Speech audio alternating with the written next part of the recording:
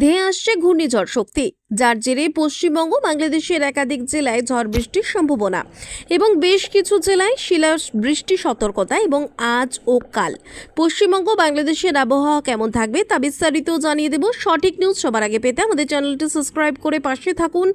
এবং হ্যাঁ, আপনি কোন জেলা থেকে দেখছেন তা অবশ্যই আমাদের কমেন্টস করে জানিয়ে দেবেন।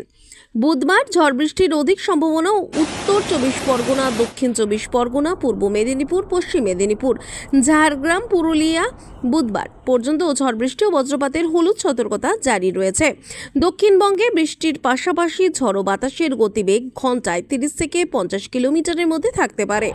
তবে কলকাতা সহ আশেপাশের জেলাগুলিতে ঝড়ের সম্ভাবনা কিছুটা কম। উপকূলের জেলাগুলিতে ঝড়ের অধিক সম্ভাবনা।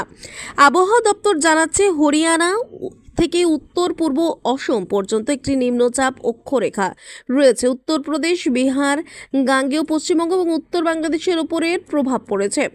এদিকে উত্তরপ্রদেশ, হরিয়ানা, তেলেঙ্গানা ও অসমে একাধিক ঘূর্ণাবর্ত সক্রিয় থাকায় বৃষ্টি হচ্ছে। দক্ষিণ পূর্ব বঙ্গোপসাগরের একটি ঘূর্ণাবর্ত দক্ষিণ পশ্চিম দিকে সরে যাওয়ার বর্তমানে ঝড়ো বৃষ্টির সম্ভাবনা অধিক রয়েছে। শুক্রবার পর্যন্ত কলকাতা সহ দক্ষিণবঙ্গের অধিকাংশ জেলার আকাশ আংশিক থেকে সম্পূর্ণ মেঘলা থাকতে পারে। এছাড়া বৃষ্টিপাতের বৃহস্পতিবার পর্যন্ত বেশ কয়েকটি জেলায় বিক্ষিপ্ত কালবৈশাখী ঝড়ের সম্ভাবনাও রয়েছে সঙ্গে।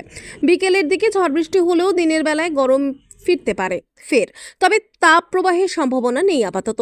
এদিকে বাংলাদেশে 24 ঘন্টা রংপুর, রাজশাহী, ময়মনসিংহ, ঢাকা ও সিলেট বিভাগের কিছু কিছু জায়গায় এবং খুলনা, বরিশাল ও চট্টগ্রাম বিভাগের 2-1 জায়গায় অস্থায়ীভাবে দমকা হাওয়া সহ বিদ্যুৎ চমকানো হালকা থেকে মাঝারি ধরনের বৃষ্টি, বজ্রসহ বৃষ্টি হতে পারে।